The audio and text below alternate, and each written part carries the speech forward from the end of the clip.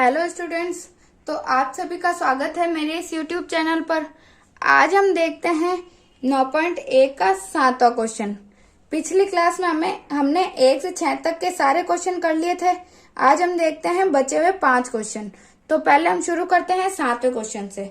7वां क्या है? किसी भवन के फर्श में समचतुर्भुज के आकार की 3000 टाइलें हैं। इनमें से प्रत्येक के विकर्ण दे रखे हैं 45 सेंटीमीटर और 30 सेंटीमीटर लंबाई के। फिर है 4 रुपए प्रति वर्ग मीटर की दर से इस फर्श को पॉलिश करने का व्यय ज्ञात कीजिए। तो हम क्या करेंगे?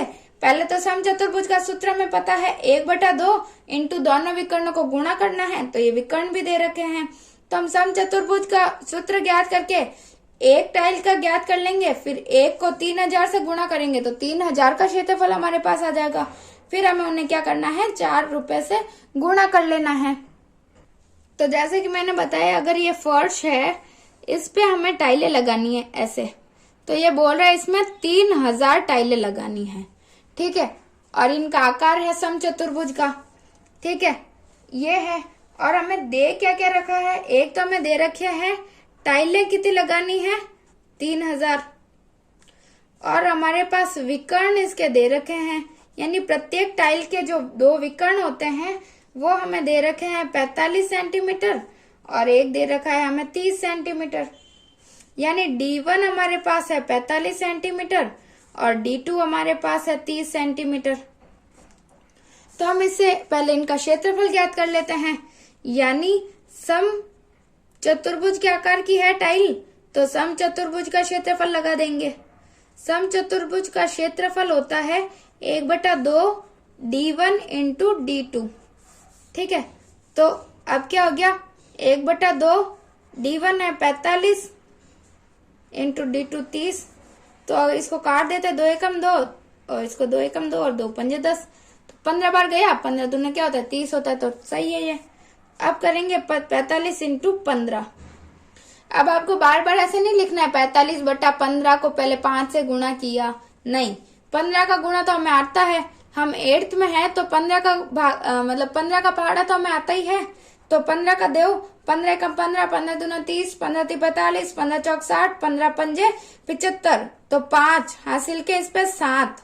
फिर 15 एकम 15, 15 दूना 30, 15 × 45, 15 चौक 60, 60 और 7 67। तो 675 जो आया है वो इसका क्षेत्रफल आ गया सेंटीमीटर स्क्वायर में, ठीक है। अब ये क्या बोल रहा है? 3000 टाइलें हैं, तो ये तो एक टाइल का है, ये है एक टाइल का क्षेत्रफल। तो 3000 है, तो हम क्या करेंगे? 3000 टाइलों का क्षेत्रफल क्या होगा? इसको 3000 से गुणा कर दूं मैं तो आ जाएगा। तो हम क्या करेंगे? 3000 इंटू 675। अब गुणा कर लो, 3 0 तो पहले ही पीछे रख लो, 3 0। अब आपको इसका पहाड़ा नहीं आता, पर 3 का पहाड़ा तो आता है, तो 3 का दे दो। 3 एकम 3, 3 दूनी 6, 3 × 9, 3 चौक 12, 3 पंजे 15, 5 हासिल का 1, 3 × 7 21 और 1 22, 2 हासिल का 2, 3 3 × 9, 3 चौक 12, 3 पंजे 15, 3 6 18, 18 और 2 20, ठीक है। तो अब हमारे पास ये आ गई संख्या 20,25,000 हमारे पास आ गया। क्या है? क्षेत्रफल सेंटीमीटर स्क्वायर में। अब हमें प्रश्न में बोला है कि 4 रुपए प्रति वर्ग मीटर की दर से। अब इसमें बोला है वर्ग मीटर और हमारे पास है सेंटीमीटर। तो हम जानते हैं कि एक जो मीटर होता है वो 100 सेंटीमीटर के बराबर होता है। यानी 1 मीटर में 100 सेंटीमीटर होते हैं। तो 1 मीटर स्क्वायर में कितने होंगे? 1000 हो जाएंगे, 10,000, क्योंकि 2 0 थे। तो 1 मीटर और मीटर हुआ ना, यानी मीटर स्क्वायर क्या होता है? Metre into metre. तो ये 100 है और ये 100 है, तो दोनों को गुणा करो तो कितने होंगे? 10,000 आएंगे ना। तो इसीलिए 1 मीटर स्क्वायर में 10,000 सेंटीमीटर स्क्वायर होते हैं, ठीक है। तो जैसे गुणा करने पर सेंटीमीटर आता है, वैसे भाग करेंगे तो मीटर आ जाएगा, क्योंकि ये सेंटीमीटर में है तो मीटर में चेंज करना पड़ेगा। तो हम क्या करेंगे? 20, 25, 1 2 3 बटा हम कितना करेंगे? 10,000, क्योंकि ये सेंटीमीटर में था। तो अब हम इसको करते हैं मीटर स्क्वायर में, ठीक है। अगर हमारे पास प्रश्न में 4 रुपए प्रति सेंटीमीटर दे रखा होता तो हम करते इसको डायरेक्ट उस 4 से गुणा कर देते हैं, लेकिन उसमें दे रखा है प्रति वर्ग मीटर की दर से, यानी प्रति वर्ग मीटर है तो हमें इसको भी मीटर में चेंज करना पड़ेगा। अगर मीटर का सेंटीमीटर में करते हैं तो गुणा करते हैं, लेकिन अगर सेंटीमीटर का मीटर में करते हैं तो हम क्या करते हैं, भाग देते हैं। तो हमने भाग दे दिया 10,000 का, तो क्या आ गया 1 2 3 1 2 3, ये 0 से 0 कट गए। अब 1 0 है तो यानी एक संख्या के पहले पॉइंट लगा दे, तो यानी 202.5 मीटर स्क्वायर हमारे पास इन 3000 टाइलों का क्षेत्रफल आ गया। ठीक है, तो पहले तो अगर हमें पूछे कि टाइलों का क्षेत्रफल कितना आएगा उस फर्श पे, तो हम क्या बोलेंगे 202.5। लेकिन प्रश्न में हमें क्या पूछा है कि 4 रुपए प्रति वर्ग मीटर से। अगर मेरे पास एक पेंसिल मैं खरीदने गई, वो मेरे पास 5 रुपए की है, तो अगर मुझसे पूछ लिया कि 10 पेंसिलें कितने की आएगी, तो मैं क्या करूंगी, 5 को 10 से गुणा कर दूंगी, एक पेंसिल का मूल्य उन 10 से गुणा कर दूंगी तो 10 का आ जाएगा। यानी एक अगर 5 की है तो 10 कितने की होगी, 5 दाए 50 रुपए की होगी। वैसे ही अगर 1 वर्ग मीटर का मूल्य मेरे पास 4 रुपए है, तो 202.5 वर्ग मीटर का रुपए कितना होगा, तो मैं इसको गुणा कर दूंगी। यानी अगर 1 वर्ग मीटर स्क्वायर का 1 वर्ग मीटर का मूल्य कितना है, 4 रुपए, तो मेरे पास 202 है, तो 202.5 मीटर स्क्वायर का मूल्य मुझे ज्ञात करना है, तो कितना आएगा 202.5 इंटू 4, यानी 4 रुपए को मैं इससे गुणा कर दूं तो मेरे पास पूरे का मूल्य आ जाएगा। तो गुणा करो कितना आता है, 4 पंजे 20, 0 हासिल का 2, 4 दूनी 8, 4 दूनी 8 और 2 10, 0 हासिल का 1, ये क्यों का यूं, 4 दूनी 8। अब हमारे पास कितनी संख्या के बाद पॉइंट है, 1, तो 1 के बाद पॉइंट लग गया। तो इसके पीछे पॉइंट के बाद अगर 0 है तो इसका कोई रोल नहीं है, तो हमारे पास आंसर क्या आएगा, 810 रुपए हमारे पास इसका आंसर आ जाएगा। ठीक है, यानी उस फर्श पर जो 3000 टाइलें लगेगी उन पर जो पॉलिश होगी उसका व्यय मेरे पास कितना आएगा, 810 रुपए। ठीक है, तो देखते हैं 8वां क्वेश्चन। मोहन एक समलंब के आकार का खेत खरीदना चाहता है। ठीक है, इस खेत की नदी के साथ वाली भुजा सड़क के साथ वाली भुजा के समांतर है। यदि इस खेत का क्षेत्रफल जो है 10,500 मीटर स्क्वायर, यानी इसका क्षेत्रफल भी दे रखा है 10,500 मीटर स्क्वायर, और 2 समांतर भुजाओं के बीच की लंबवत दूरी, यानी ये हाइट जो है इस खेत की जो ऊंचाई बोल सकते हैं या चौड़ाई जो है वो कितनी दे रखी है, 100 मीटर। तो नदी के साथ वाली भुजा की लंबाई, यानी नदी के साथ, यानी ये इस भुजा की लंबाई ज्ञात करनी है। तो ये भुजा इसकी दुगुनी है तो हमें इसकी भी ज्ञात करनी है, यानी इन दोनों भुजाओं की लंबाइयां ज्ञात करनी है। कैसे करेंगे, समलंब चतुर्भुज है तो इसमें क्षेत्रफल दे रखा है और ऊंचाई भी दे रखी है, तो हम ज्ञात कर सकते हैं। तो प्रश्न में हमें क्या क्या दे रखा है, एक तो इस खेत का क्षेत्रफल, यानी समलंब के आकार का है तो समलंब का क्षेत्रफल मुझे क्या दे रखा है, 10,500 मीटर स्क्वायर। ठीक है, एक तो ये प्रश्न में दे रखा है, और एक क्या दे रखा है, ये जो बीच में लंब है, यानी इसको मैं हाइट बोल सकती हूँ, h चौड़ाई जो है 100 मीटर। तो ये 2 चीजें मुझे दे रखी है, और मुझे क्या बोला है कि नदी के साथ वाली भुजा जो है सड़क के साथ वाली भुजा के समांतर तो है लेकिन दुगुनी है। ठीक है, ये समांतर तो है यानी आमने सामने है, लेकिन इससे ये क्या है, दुगुनी है सड़क वाली। तो माना सड़क के साथ वाली भुजा, माना सड़क के साथ वाली भुजा को मैंने मान लिया a को x, ठीक है, और नदी के साथ वाली भुजा जो क्या है b, यानी अगर ये a है और ये b है, ठीक है, तो a को मैंने मान लिया x, तो b क्या हो जाएगा, 2x हो जाएगा, क्योंकि प्रश्न में ही दे रखा है कि नदी के साथ वाली जो भुजा है वो इसकी दुगुनी है, यानी ये x है तो ये 2x होगी। अब हमारे पास समलंब का क्या होता है सूत्र? समलंब का क्षेत्रफल होता है 1/2 height a plus B. Height दे रखी है 100, a क्या दे रखा है x और b दे रखा है 2x। ठीक है, तो ज्ञात कर लेते हैं। 2 से काट दो, 2 पंजे 10 और ये 50।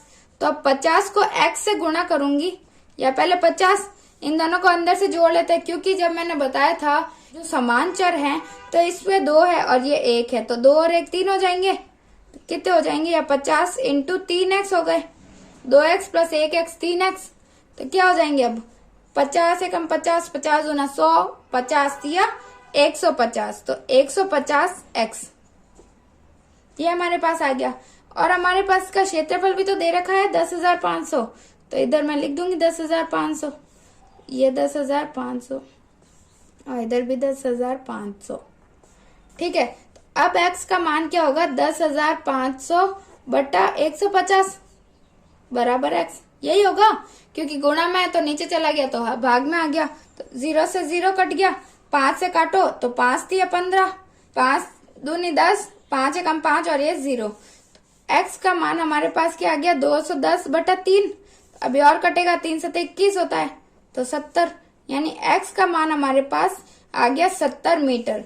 यानी जो ये सड़क के किनारे वाली भुजा है वो तो 70 की है, तो नदी के किनारे वाली उससे दुगुनी है, तो हमें ज्ञात वही करना है कि नदी के साथ वाली भुजा। ठीक है, नदी के साथ वाली भुजा को मैंने क्या माना था? 2x, तो x का मान 70 है, तो 2 इंटू 70 तो कितना आ गया? 140 मीटर मेरे पास इसका आंसर आ गया। ठीक है, आया समझ में? क्वेश्चन बड़ा दिख रहा है लेकिन है नहीं, बिल्कुल आसान है। अगर सही से पढ़ोगे तो आपका आसानी से सॉल्व हो सकता है। ठीक है, देखते हैं नंबर क्वेश्चन। एक ऊपर उठे हुए चबूतरे का ऊपरी पृष्ठ अष्टभुज के आकार का है, जैसा कि आकृति में दर्शाया गया है। अष्टभुज पृष्ठ का क्षेत्रफल ज्ञात कीजिए। ये अष्टभुज दे रखा है, इसमें ये एक तो ये दे रखे है 11 मीटर, एक ये लंब दे रखा है 4 मीटर और इस भुजा की लंबाई दे रखी है 5 मीटर। तो सबसे पहले क्या करते हैं, हम इस चित्र को ही समझ लेते हैं। अष्टभुज का मतलब क्या है? इसकी 8 भुजाएं, 1 2 3 4 5 6 7 और 8 भुजाएं हैं, इसीलिए ये क्या है? एक अष्टभुज है। उसमें हमें क्या क्या दे रखा है? एक तो हमें ये भुजा दे रखी है, ये भुजा है मेरे पास 11 मीटर, ये भुजा है तो ये भी इसके बराबर ही है, तो ये भी 11 मीटर हो गई, यानी इसकी दोनों की लंबाई हमें पता है। फिर ये दे रखा है मुझे 5 मीटर का, ये दे रखा है, तो ये 5 का है तो ये भी 5 का, क्योंकि बराबर है ना दोनों भुजाएं। फिर है ये एक लंब है 4 मीटर का, तो सेम ये है जैसा ये समलंब चतुर्भुज है वैसा ये भी समलंब चतुर्भुज है, तो यानी इसका भी एक विकर्ण जो हो गया 4 मीटर का हो गया। चाहे ये मानो चाहे ये मानो, कोई एक भी मान सकते हैं। ठीक है, यानी अगर मैं क्या करूं कि इस एक समलंब चतुर्भुज को, और ये बराबर है, तो मैं क्या करूं कि एक को ज्ञात करके उसको 2 से गुणा कर दूं तो इन दोनों का तो आ जाएगा, और एक ये मेरे पास क्या बन रहा है? आयत। तो अगर मैं इसमें बीच में आयत का क्षेत्रफल बना के जोड़ दूं, तो अगर मैं एक आकृति, दूसरी और तीसरी, इन तीनों आकृतियों का क्षेत्रफल जोड़ दूं तो मेरे पास इस षटभुज का क्षेत्रफल ज्ञात हो जाएगा। तो यानी इस समलंब का चतुर्भुज का ज्ञात करके मैं इसको 2 से गुणा कर दूं तो इन दोनों का ज्ञात हो जाएगा, और एक आयत का क्षेत्रफल ज्ञात करके इसमें जोड़ दूं तो इस पूरे अष्टभुज का मेरे पास क्षेत्रफल ज्ञात हो जाएगा। तो चलिए देखते हैं। तो 3 आकृतियां थी, उनमें से अगर पहली आकृति को मैं लेती हूँ तो उसमें क्या था? समलंब चतुर्भुज। समलंब चतुर्भुज का क्षेत्रफल क्या होता है? 1/2 हाइट a प्लस b। तो 1/2 ऊंचाई मुझे दे रखी है 4, और जो आमने सामने की भुजाएं हैं उसकी भी मेरे पास है लंबाई क्या है? एक तो 5 है और एक 11 है। 5 क्यों है? कि एक भुजा की 5 है तो इसकी भी 5, इसकी भी 5, इसकी भी 5, इसकी 5, इसकी, इसकी और इसकी, यानी 8 भुजाओं की 5 ही होगी। तो इस समलंब का मैं ज्ञात कर रही हूँ, तो एक भुजा तो ये हो गई, तो एक ये वाली होगी, तो ये कितनी है 5, और ये हो गई है मेरी चौड़ाई। तो यही आया मेरे पास 1/2 4, और ये 5 × 11। तो काट देती हूँ, 2 एकम 2, 2 दूनी 4। तो अब क्या आएगा, 2 इंटू इनको करेंगे तो 5 को 11 से करेंगे तो कितना आएगा, 5 11 पंजे 55। तो इन दोनों को करें तो क्या आएगा, 5 दूनी 10, हासिल का 1, फिर 5 दूनी 10 और 1 11, 110 मीटर स्क्वायर हमारे पास पहली आकृति का आया है। ठीक है, और ऐसे ही आकृति जो तीसरी है, आकृति 3 बराबर है आकृति 1 के। देखा ना हमने अभी, ये देखो आकृति 1 और 3 बराबर ही होंगे, क्योंकि इसका भी ये देखो, अगर दोनों भुजाएं तो 11 और 5 है, इसकी भी 11 और 5 है, इसका लंब भी 4 है, इसका भी 4 है, तो ये दोनों तो समान ही हुई, यानी इसका क्षेत्रफल है वही इसका क्षेत्रफल होगा। तो हमारे पास आकृति 3 का भी क्षेत्रफल क्या आएगा, 110 मीटर स्क्वायर। तो अब हमारे पास 2 तो आ गए, एक तो ये और एक ये। अब हमें क्या करना है, आकृति 2 का, आकृति 2 क्या है, आयत का क्षेत्रफल, आयत का क्षेत्रफल। अब आयत का क्षेत्रफल का सूत्र तो आप शुरू से पढ़ते आ रहे हैं, ये तो आपको पता ही होना चाहिए। क्या है आयत का क्षेत्रफल, आयत का क्षेत्रफल होता है लंबाई इंटू चौड़ाई। तो मेरे पास लंबाई और चौड़ाई दोनों दे रखी है, कितनी दे रखी है, 5 सेंटीमीटर, नहीं 5 मीटर और 11 मीटर, 5 × 11 कितने हो गए, 55। तो ये आ गया 55 मीटर स्क्वायर। अब उस पूरे का क्षेत्रफल कितना होगा, षष्ठभुज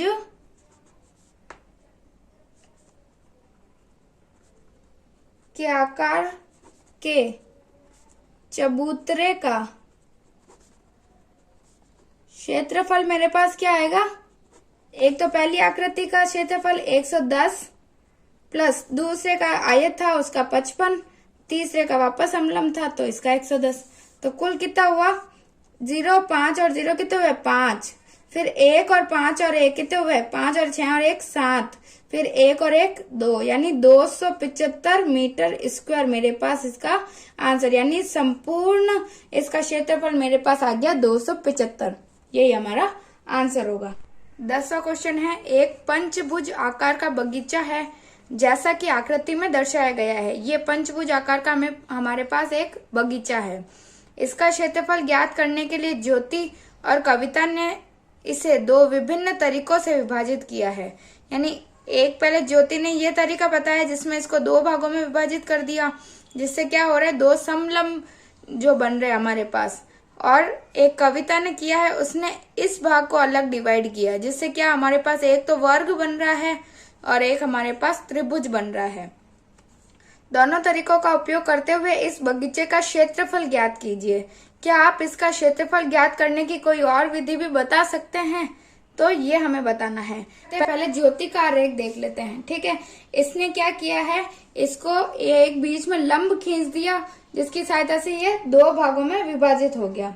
ठीक है, और हमें दे क्या क्या रखा है, एक तो इसकी लंबाई, इस भुजा की लंबाई हमें दे रखी है 15 मीटर, और इस पूरे की हमारे पास कितनी है, 30 मीटर। यानी इसकी 15 हो गई, इसकी 15 है तो इसकी भी हमारे पास क्या हो गई, 15 मीटर। और हमें क्या दे रखा है, इसकी भी हमारे पास है 15 मीटर। तो अब हमारे पास क्या क्या आ गई, एक आकृति ये और दूसरी ये।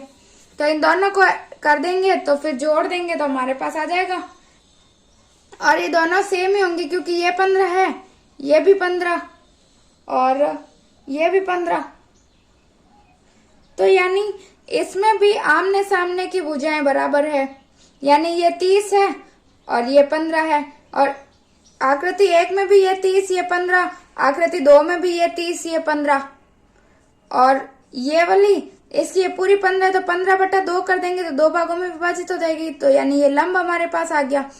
तो इन दोनों की जो भुजाएं भी बराबर है, लंब भी बराबर ही होगा। तो फिर हम क्या कर देंगे, एक की ज्ञात करके उसको 2 से गुणा कर देंगे तो फिर हमारे पास इसके पूरे का आ जाएगा। तो करते हैं, तो क्या करेंगे, सबसे पहले लिख देते हैं कि हमारे पास ऊंचाई कितनी दे रखी है, यानी लंब हमारे पास जो ये है ये पूरा 15 है, तो इसका आधा कितना होगा 15/2 मीटर। और हमारे पास ये मान लिया ए ये बी, तो ए हमारे पास है 15 मीटर और बी हमारे पास कितना है 30 मीटर। क्योंकि ये पूरा 30 है तो फिर ये भी तो पूरा है, ये पूरा कितना होगा 30 ही होगा। तो ये 15 और ये 30, तो चाहे आकृति एक मानो है, दोनों सेम ही है। इसमें भी 15/30 है, इसमें भी 15/30 है, और इसमें इसमें भी 15/2 होगी, ये भी 15/2 होगी। ठीक है, तो दोनों सेम ही है, तो दोनों का साथ में ज्ञात कर लेते हैं। तो अब क्या लिखेंगे, समलंब का क्षेत्रफल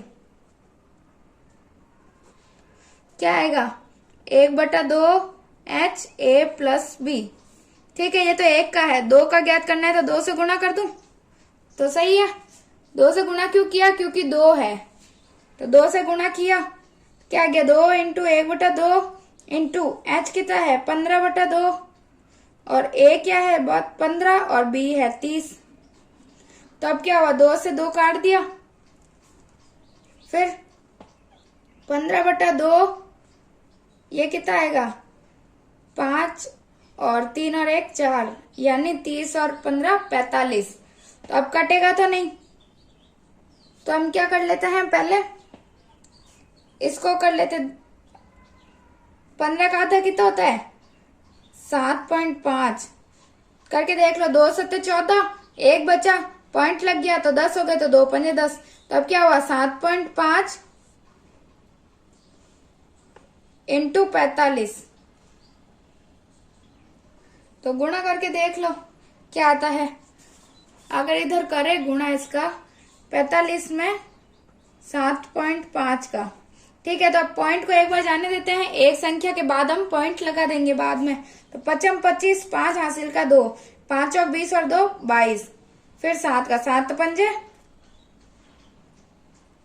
35,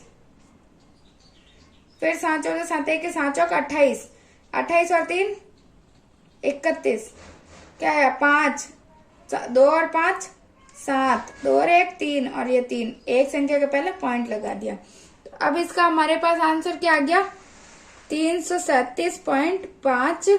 किसमें दे रखा है मीटर में, तो मीटर स्क्वायर हमारे पास इसका आंसर आ गया। ये किससे है, ज्योति के आरेख से हमारे पास आया है 337.5 मीटर स्क्वायर। फिर कविता के आरेख की सहायता से देखें तो कविता ने क्या किया है, इस एक षटभुज को क्या किया है, बगीचे को इससे डिवाइड किया, इस रेखा से। ठीक है, तो एक तो हमारे पास ये आ गया एक वर्ग और एक हमारे पास ये क्या आ गया त्रिभुज। ठीक है, एक तो वर्ग एक त्रिभुज। अब इसकी लंबाई हमारे पास दे रखी थी 15 मीटर और इस पूरे की थी हमारे पास 30 मीटर। ठीक है, तो ये 15 है तो ये भी 15 होगी, यानी इसके बीच से मैं ये लंब मान लेती हूँ। ये कितना आ गया मेरे पास 15 मीटर का, क्योंकि ये 15, ये पूरी लाइन 15 की है, 30 की है, तो ये 15 का, तो ये भी 15 का होगा, क्योंकि 15 15 30 होते हैं। तो ये लंब हमारे पास 15 आ गया। फिर ये वाली भी हमारे पास 15 मीटर की है। ठीक है, तभी तो वर्ग हुआ ना, क्योंकि वर्ग की चारों भुजाएं बराबर होती है। तो 15 15, ये भी 15, ये इसके सामने है, तो ये भी 15 की दे रखी है हमारे पास, कि ये वाली भी 15 की है। ठीक है, और अब हम क्या करेंगे, एक वर्ग का क्षेत्रफल और त्रिभुज का क्षेत्रफल ज्ञात करेंगे, तो इस पूरे का आ जाएगा हमारे पास।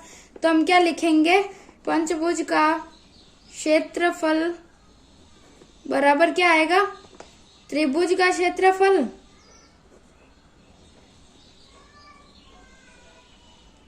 प्लस वर्ग का क्षेत्रफल।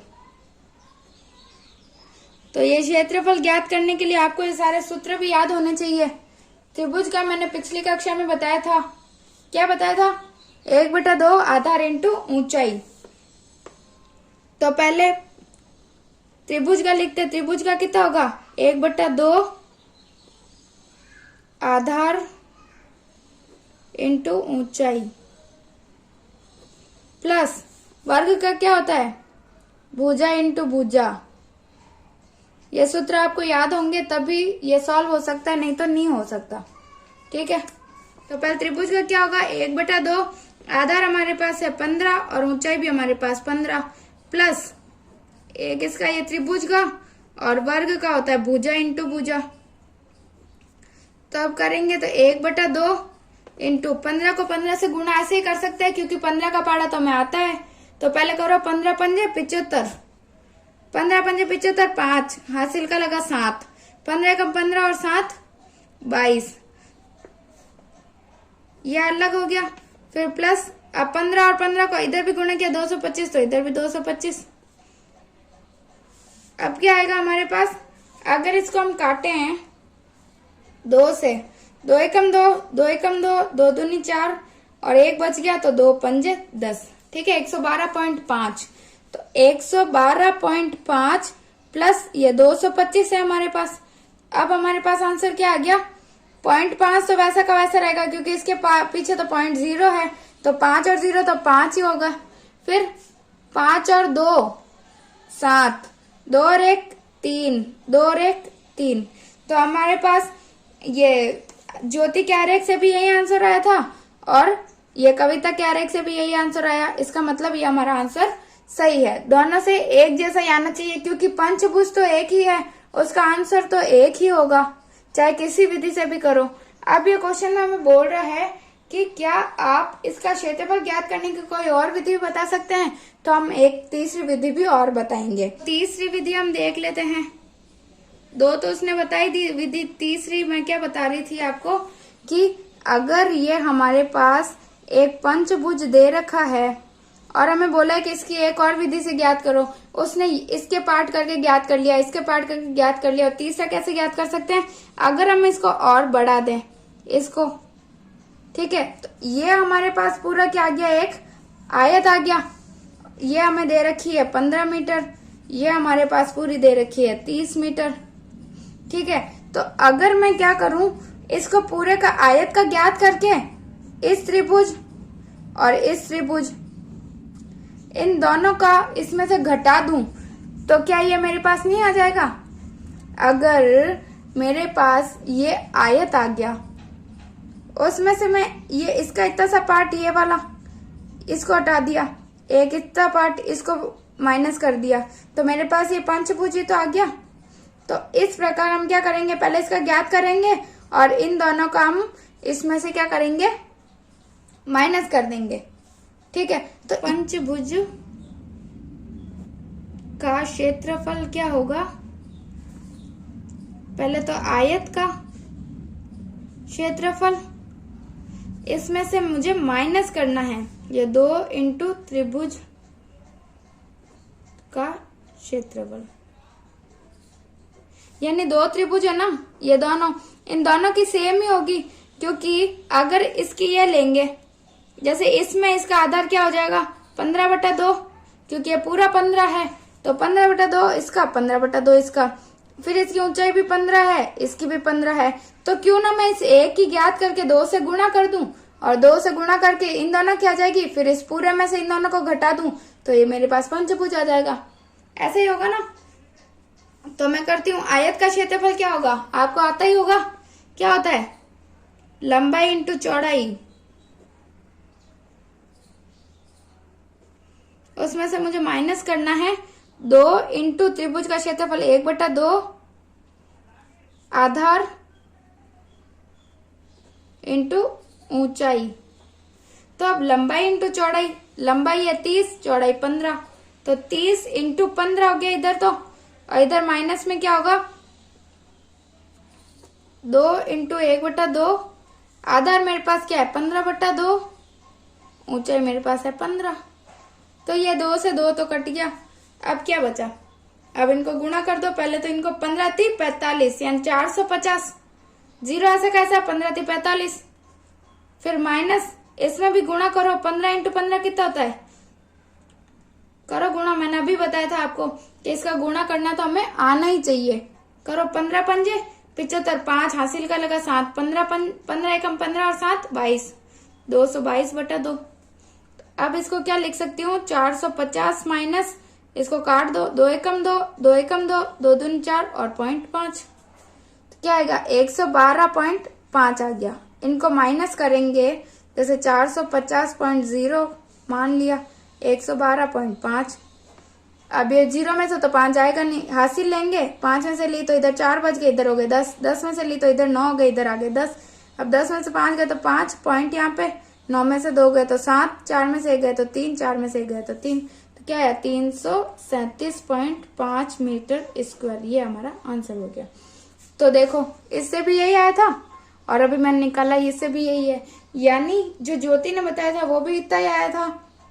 कविता से भी हमने निकाल दिया। फिर हमने तीसरी विधि एक और देख ली, इससे भी हमारा आंसर सही आ रहा है। ठीक है, इस प्रकार इन तीनों विधियों से हमें करना आना चाहिए। इसमें आने में ऐसा कुछ नहीं है, आपको केवल क्षेत्रफल के जो सूत्र है, जैसे आयत का हो गया, त्रिभुज का, समलंब का, समचतुर्भुज का, वर्ग का, इन सब के सूत्र आने चाहिए। बाकी आप कैसे भी सॉल्व कर सकते हैं। अगर परीक्षा में केवल ये पंचभुज आ जाए तो आपके पास 3 विधियां हैं, जैसा भी आपका मन हो वैसा आप सॉल्व कर सकते हैं। ठीक है, अब हमारे पास लास्ट क्वेश्चन है 11वां क्वेश्चन। संलग्न पिक्चर फ्रेम के आरेख की बाहरी एवं अंतः विमाएं क्रमशः 24 सेंटीमीटर, 28 सेंटीमीटर एवं 16 सेंटीमीटर, 20 सेंटीमीटर है।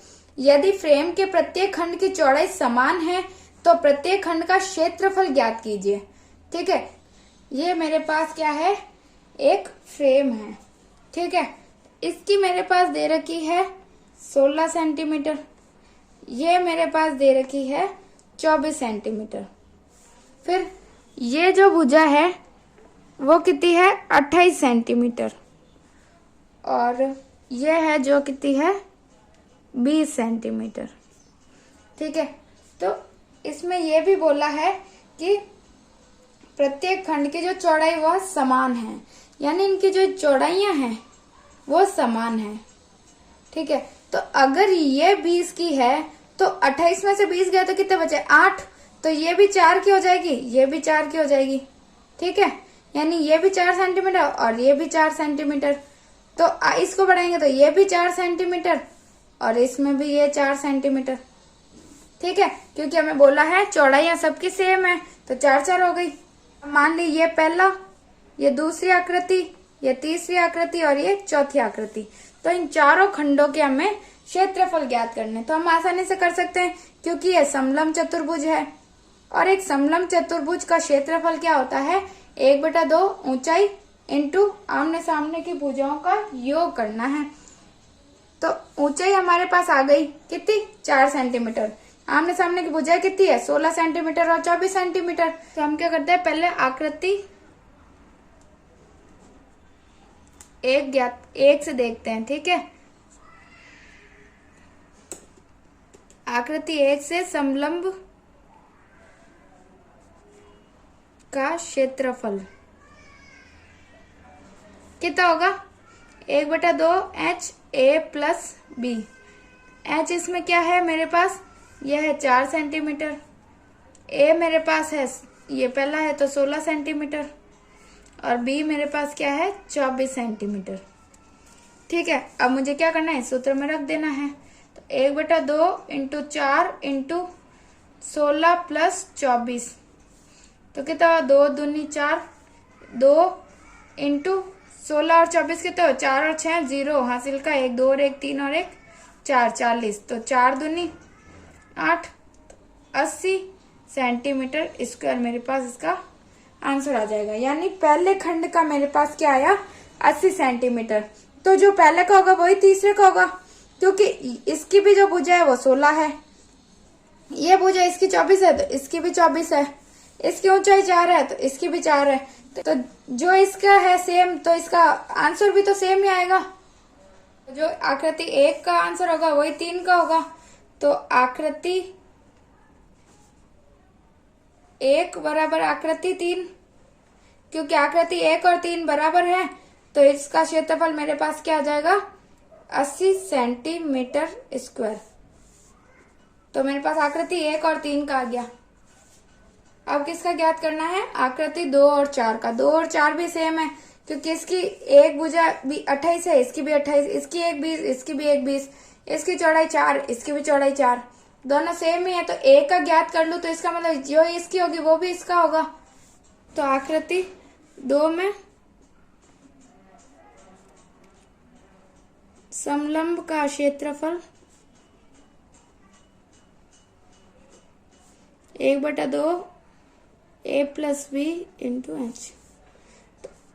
ए मेरे पास है 20 सेंटीमीटर, बी मेरे पास है 28 सेंटीमीटर और एच मेरे पास है 4 सेंटीमीटर। ठीक है, तो अब सूत्र में रख दो सीधा। 1/2 एच है 4, 20 प्लस 28 तो कितना आएगा? 2 एकम 2, 2 दूनी 4, तो 2 इंटू इन दोनों को जोड़ो, 0 और 8, 8, 2 और 2 4। ऐसे जोड़ना सीखो फटाफट। ठीक है, 2 और 8 और 0 8, 2 और 2 4, फिर गुणा कर दो, 2 8 16, 6 हासिल का 1, 2 चौक 8 और 1 9, तो 96 सेंटीमीटर स्क्वायर हमारा आंसर हो जाएगा। और जो आकृति 2 है वैसे ही आकृति 4 है, तो आकृति 2 बराबर है आकृति 4 के, तो यानी आकृति 4 का मेरे पास क्या आ जाएगा? क्षेत्रफल 96 सेंटीमीटर स्क्वायर। तो अब मैं चारों का लिखती हूँ। तो पहली आकृति का कितना है मेरे पास? 80 सेंटीमीटर स्क्वायर। दूसरी का क्या आया मेरे पास? 96 सेंटीमीटर स्क्वायर। तीसरी का फिर 80 सेंटीमीटर स्क्वायर और चौथी का 96 सेंटीमीटर स्क्वायर। इस प्रकार ये हमारा आंसर हो जाएगा। इस प्रकार 9.1 यहीं पे समाप्त होती है। अगर आपको कुछ समझ में आ रहा है तो अपने दोस्तों में शेयर करिए, मेरे इस वीडियो को लाइक करिए और मेरे चैनल को सब्सक्राइब जरूर कीजिए।